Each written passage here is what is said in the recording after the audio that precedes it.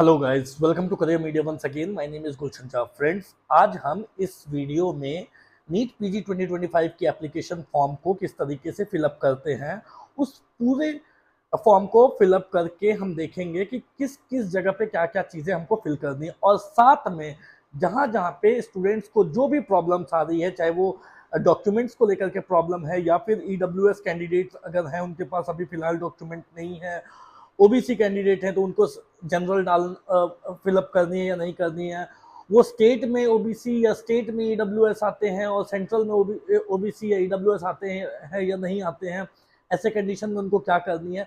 तो ये सारी चीज़ें जो भी आपके प्रॉब्लम्स है आप फेस कर रहे हो उनको सॉर्ट आउट करने की कोशिश करेंगे।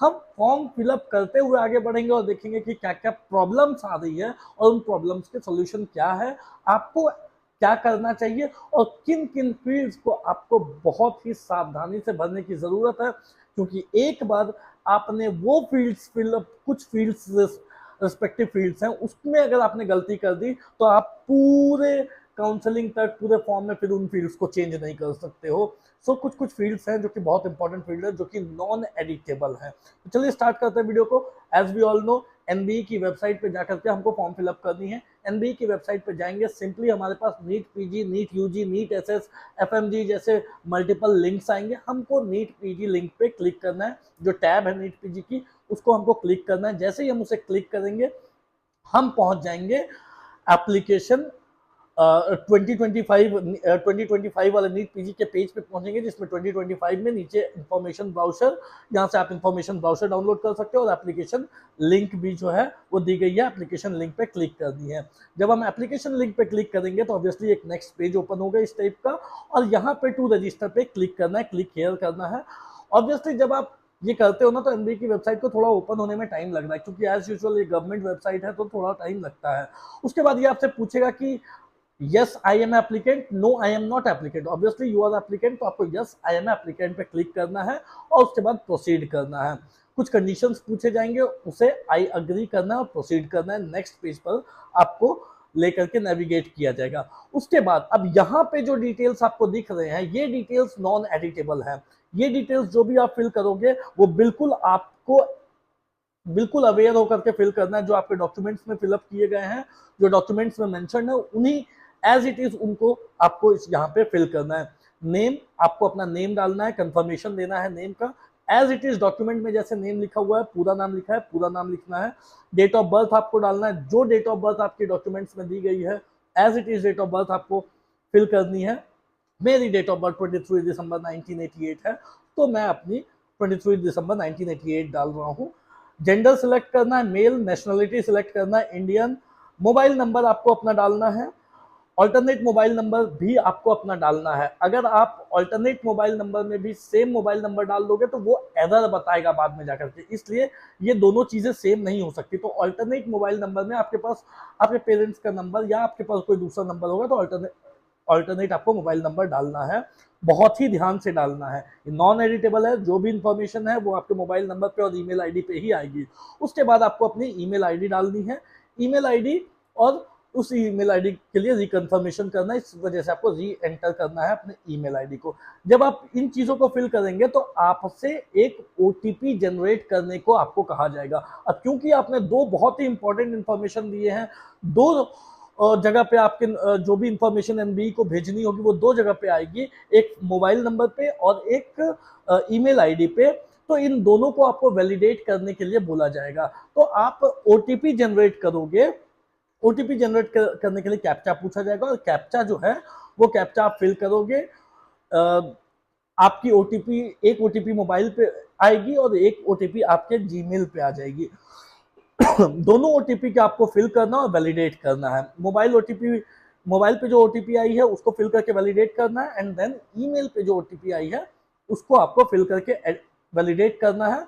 और उसके बाद आई अग्री करके टर्म्स एंड कंडीशन है, आई अग्री पे आपको क्लिक करना है। और कैप्चा उसके राइट साइड में दी गई है, as it is case sensitive होती है। कैप्चा हमेशा केस सेंसिटिव होती है, तो जो केस सेंसिटिव कैप्चा है वो कैप्चा आपको जो है वो आपको फिल करना है।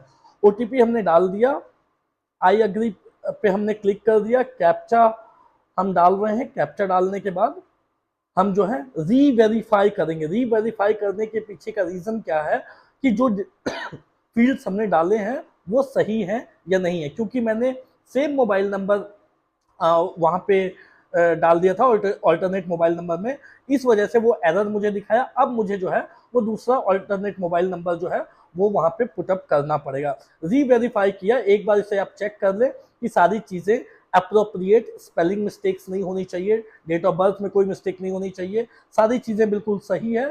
सारे को आपको टिक करना है और सबमिट करना है। जब आप सबमिट करोगे तो उसके बाद फिर आपके लिए एक आपकी जो ओवरव्यू है, रजिस्ट्रेशन पार्ट की ओवरव्यू, वो ओवरव्यू आ जाएगी। इसके बाद आपको गो टू एप्लीकेशन, जो राइट साइड में टॉप पे दिख रही है गो टू एप्लीकेशन, उस गो टू एप्लीकेशन को आपको क्लिक करना है, क्योंकि अब जो है यहाँ पे आपकी रजिस्ट्रेशन कंप्लीट होती है। अब आपको अपनी एप्लीकेशन फॉर्म फिलअप करनी होगी। जैसे ही आप गो टू एप्लीकेशन पे क्लिक करोगे, एप्लीकेशन फॉर्म ओपन होगी और कुछ डिटेल्स उसमें ऑलरेडी फिल्ड अप होकर के आएंगी, क्योंकि वो डिटेल्स जो आपने रजिस्ट्रेशन में डाला था, रजिस्ट्रेशन पार्ट में इससे पहले जो आपने फिल किया था, वो डिटेल्स उन्होंने वहीं से फेच कर लिए। तो कुछ डिटेल्स जो है जैसे application ID, candidate name, date of birth, ये चीजें जो है, जेंडर, नेशनलिटी, ये चीजें ऑटोमेटिकली आ जाएगी। आपसे आपका फादर का नाम पूछा जाएगा, आपको अपने फादर का नाम डालना है, मदर्स नेम डालना है, एज इट इज डालना है, कोई मिस्टेक नहीं होनी चाहिए। रिलीजन में, क्योंकि मैं हिंदू हूं तो मैं हिंदू डाल रहा हूं, आपका रिलीजन जो भी है आप उस रिलीजन को डालोगे। अब यहाँ पे जब आप कैटेगरी पे क्लिक करते हो ना तो कैटेगरी जो है वो general, OBC, SC, ST, multiple categories हो सकते हैं। क्योंकि मेरी कैटेगरी जनरल है तो मैं सिलेक्ट कर रहा हूँ जनरल। अब अगर आप ओबीसी कैंडिडेट हो, आप ओबीसी कैटेगरी में आते हो, तो आपको ये समझना होगा कि आप सेंट्रल में ओबीसी हो या अपने स्टेट में ओबीसी हो या सेंट्रल और स्टेट दोनों में ओबीसी हो। अगर आप सेंट्रल में ओबीसी हो तभी आप नॉन क्रीमी लेयर में आते हो, तभी आपको ओबीसी सिलेक्ट करना है, अदरवाइज आपको जनरल सिलेक्ट करना है। अगर आप सेंट्रल में ओबीसी में नहीं आते हो तो आप सेंट्रल की ओबीसी लिस्ट में नहीं हो, दैट मीन्स कि आप जो है ओबीसी फिल नहीं करोगे, आपको कोई भी सीट जो है वो जनरल से मिलेगी। आप सेंट्रल में जनरल हो तो आपको जनरल सिलेक्ट करनी है।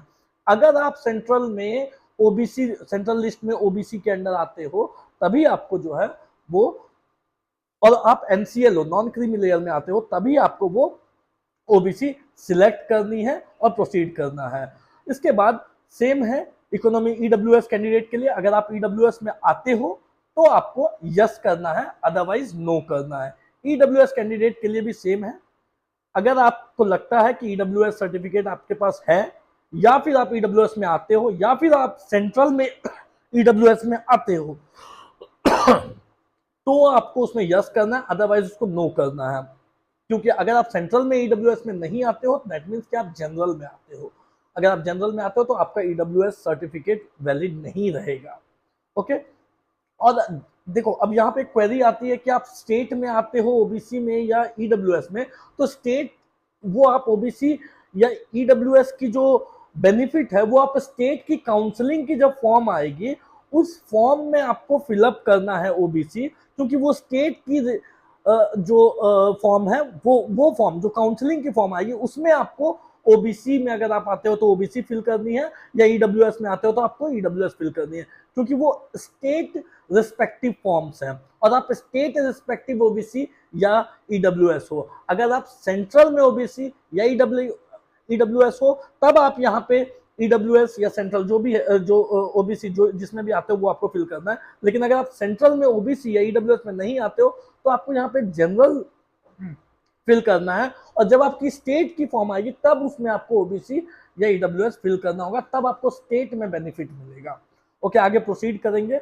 कंट्री कोड दिया हुआ है, मोबाइल नंबर आपका ऑलरेडी फेच किया हुआ है। ओके, एक और चीज, पीडब्ल्यूडी कैंडिडेट हो, पर्सन विद डिसेबिलिटी, अगर आप पीडब्ल्यूडी कैंडिडेट में आते हो तो आपको यस करना है, अदरवाइज नो करना है। आर्म्ड फोर्स मेडिकल कॉलेज के लिए आपको, अगर आर्म्ड फोर्स मेडिकल कॉलेज में जाना है तो आप उसको यस करो, अगर नहीं जाना है तो उसको नो करो। मैं रिकमेंड करूंगा आप सभी स्टूडेंट से कि आप आर्म्ड फोर्स मेडिकल कॉलेज में यस ही करो। अगर आपको नहीं भी जाना है तो भी आप यस करो, क्योंकि जब काउंसलिंग होगी तो वो आपके ऊपर डिपेंड करेगा कि आप आर्म्ड फोर्स मेडिकल कॉलेज में अगर नहीं जाना चाहते हो तो आप चॉइस फिलिंग में आर्म फोर्स मेडिकल कॉलेज नहीं फिल करोगे। अगर नहीं फिल करोगे तो वो आपको मिलेगी नहीं, वो मिलेगी नहीं तो आप जाओगे नहीं, बट अभी के लिए आप उसको यस फिल करो। आगे बढ़ेंगे। उसके बाद do you have government ID, कोई भी जो भी आपके पास गवर्नमेंट आईडी, अगर आपके पास वोटर आईडी है तो आप उसमें यस करके वोटर आईडी का जो नंबर है वो आप डाल दोगे। Do you have government of India issued pan card, अगर आपके पास पैन कार्ड है तो उसको आप यस करके आप पैन कार्ड नंबर डाल दोगे, अगर नहीं है तो नो कर दोगे। तो जो भी आईडीज आपके पास हैं उसमें यस करके उसका रिस्पेक्टिव जो डिटेल्स मांगी जा रही है वो डिटेल्स फिल करोगे। अगर नहीं है, पासपोर्ट नहीं है, डीएल नहीं है, या जो भी चीज नहीं है, उसमें सिंपली आपको नो कर देना है। मैंने जो है वो पैन कार्ड का डिटेल जो है, वो पैन कार्ड का डिटेल मैंने इसमें डाला था, आप भी डाल सकते हो, कोई बड़ी बात नहीं है। आगे बढ़ेंगे।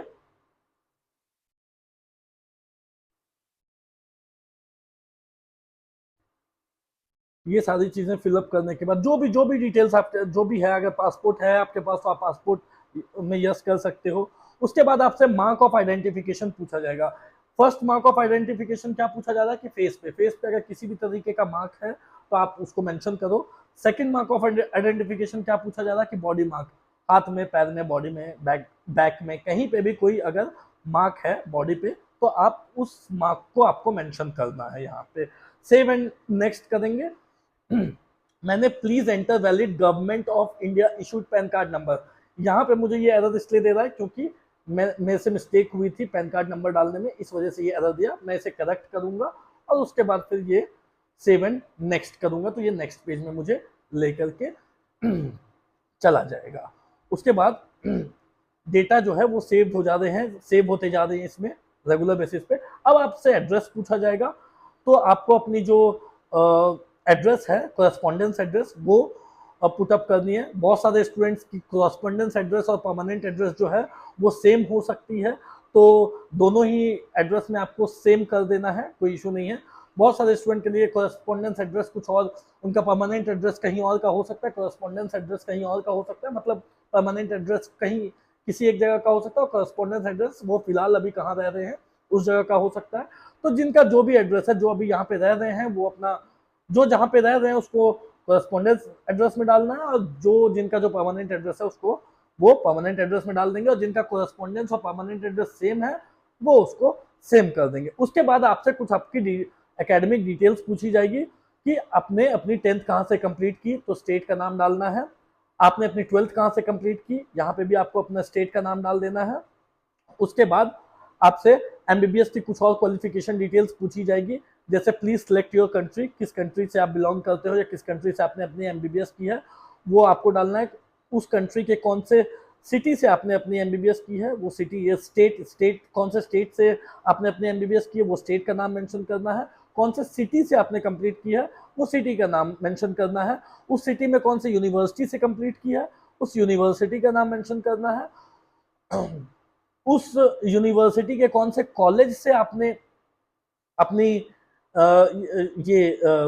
उस यूनिवर्सिटी में कौन सा कॉलेज का नाम क्या था उस कॉलेज का नाम मेंशन करना है, और साथ में कौन से ईयर में आपने पास किया है एमबीबीएस, ईयर और मंथ मेंशन करनी है आपको। अब यहाँ पे एक क्वेश्चन आती है कि एमबीबीएस 5.5 साल की होती है, 4.5 साल की एमबीबीएस होती है, 1 साल की इंटर्नशिप होती है, तो क्या इंटर्नशिप डेट इसमें हमको डालनी है या फिर जो फाइनल ईयर एग्जामिनेशन होने के बाद जो डेट आती जो जिस डेट में हम पास करते हैं, जो हमारी पासिंग सर्टिफिकेट की डेट है वो हमको डालनी है। तो इसमें हमको जो 4.5 साल के बाद हमारा फाइनल एग्जाम होता है उसकी जो रिजल्ट आती है, वो जो पासिंग सर्टिफिकेट आता है वो वाली डेट डालनी है, हमको इंटर्नशिप को इंक्लूड करके नहीं डालना है। इंटर्नशिप की डिटेल अलग से पूछी जा रही है। सो आपको यहाँ पे 4.5 साल complete, first second third prof complete करने के बाद जो आपकी जो पासिंग सर्टिफिकेट आती है, उस पासिंग सर्टिफिकेट में जो फाइनल एग्जाम आपने पास किया उसकी जो डेट है वो डेट आपको डालनी है। उसके बाद इंटर्नशिप डिटेल आपसे पूछी जाएगी, have you completed internship, yes कर देना है। उसके बाद इंटर्नशिप की डिटेल्स जो है वो यहाँ पे फिल करनी है, कौन से सिटी से आपने इंटर्नशिप कंप्लीट की उस सिटी का नाम आपको मेंशन करना है। इंस्टीट्यूट ऑफ इंटर्नशिप, कौन से इंस्टीट्यूट से आपने अपनी इंटर्नशिप कंप्लीट की वो इंस्टीट्यूट का नाम मेंशन करना है। Date of start of internship, आपकी जो इंटर्नशिप थी वो कौन सी डेट में स्टार्ट हुई थी वो आपको यहाँ पे मेंशन करना है। End date of completion of internship, कौन सी डेट में जाकर के आपकी जो है इंटर्नशिप कंप्लीट हुई थी वो आपको डेट जो है वो वहां पे मेंशन कर दें, मतलब स्टार्टिंग डेट ऑफ इंटर्नशिप और कंप्लीशन डेट ऑफ इंटर्नशिप वो ऑब्वियसली आपके इंटर्नशिप पे मेंशन रहेगी। इसके बाद आगे बढ़ेंगे। अब आपसे आपकी मेडिकल काउंसिल रजिस्ट्रेशन के बारे में आगे जो है चीजें वो आपसे पूछी जाएंगी। तो उसमें क्या है कि मेडिकल काउंसिल रजिस्ट्रेशन टाइप कौन सा medical council, state medical council है, एनएमसी मेडिकल काउंसिल है, उसका कौन सा परमानेंट है आपके पास या प्रोविजनल है, जो भी आपके पास वो आप परमानेंट या प्रोविजनल जो भी है वो आप सिलेक्ट करोगे। मेडिकल काउंसिल रजिस्ट्रेशन नंबर आपसे पूछा जाएगा, ऑब्वियसली आपके पास रजिस्ट्रेशन होगा, रजिस्ट्रेशन जो है उसमें आपका नंबर रहेगा, उस नंबर को आपको मेंशन करना है। और नेम ऑफ मेडिकल काउंसिल, कौन से स्टेट का स्टेट मेडिकल काउंसिल है या फिर एनएमसी है, वो कौन से स्टेट का मेडिकल काउंसिल है वो नेम जो है वो आपको मेंशन करना है। उसके बाद आपको एमबीबीएस के मार्क्स डिटेल्स डालने होंगे। अब जो मार्क्स डिटेल्स डालने हैं उसमें आपको क्या करना है, सिंपली फर्स्ट सेकेंड थर्ड ये तीन प्रॉफ होते हैं एमबीबीएस में, थर्ड प्रॉफ में फर्स्ट एंड सेकेंड पार्ट होती है। So first MBBS examination percentage, first prof की आपको फर्स्ट ईयर की आपको परसेंटेज डालनी है, डेसिमल के बाद 2 डिजिट होने चाहिए। फिर second MBBS examination percentage of marks obtain, तो सेकेंड एमबीबीएस जो है उसकी परसेंटेज आपको डालनी है।